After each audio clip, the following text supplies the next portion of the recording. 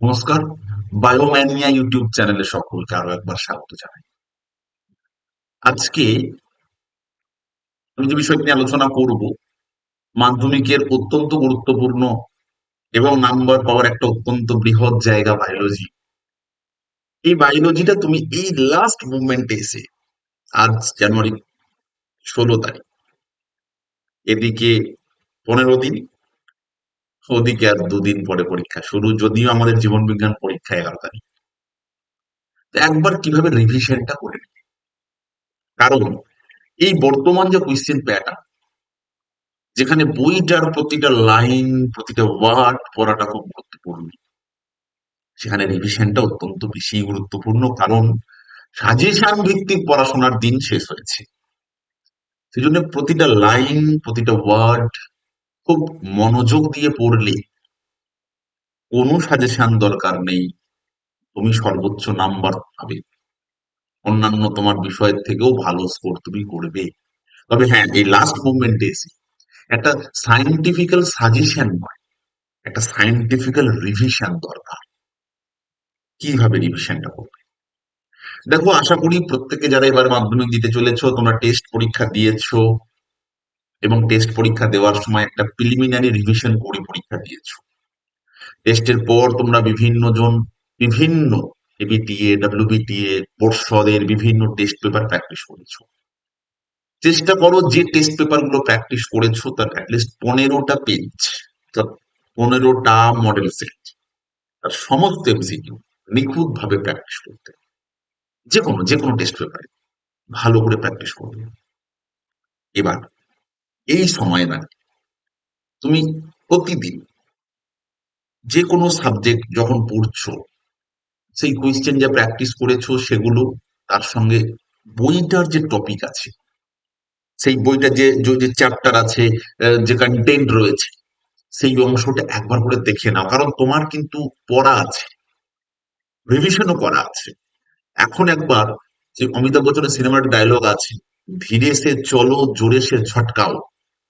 যখন তুমি পড়েছো, তখন ধীরে ধীরে পড়েছো, এখন ঝটকাবার টাইম, অর্থাৎ revision time, rapid fire revision, এটা তুমি নিয়ে নাও। প্রতিটা চ্যাপ্টার করে দেখে নাও।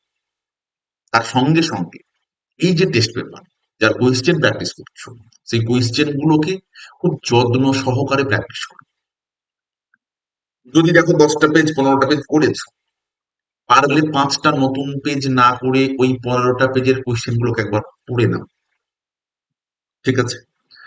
ছবি, এবছরের জন্য গুরুত্বপূর্ণ সমস্ত ছবিগুলোই, যেটা আগের বার পড়ে গেছে সেটা বাদ দিয়ে, ছবিগুলো আর একটু ভালো করে একবার আঁকো।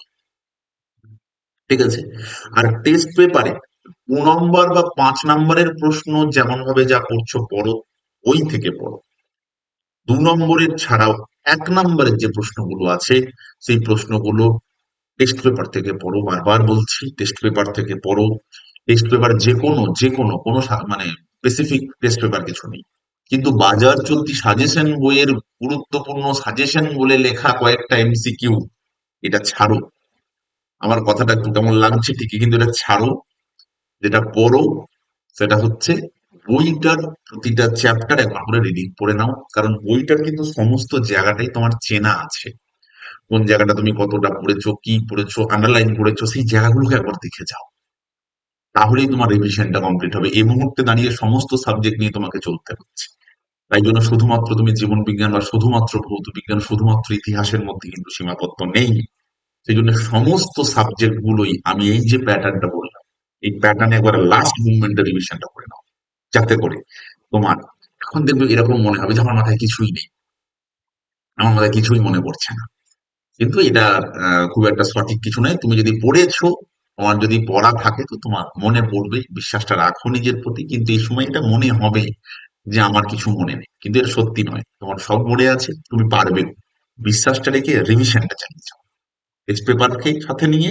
এবং মনে রেখো, দিনের শেষে শেষ কথা বলবে তোমার ওই টেক্সট বইটাই। ভালো থেকো সবাই।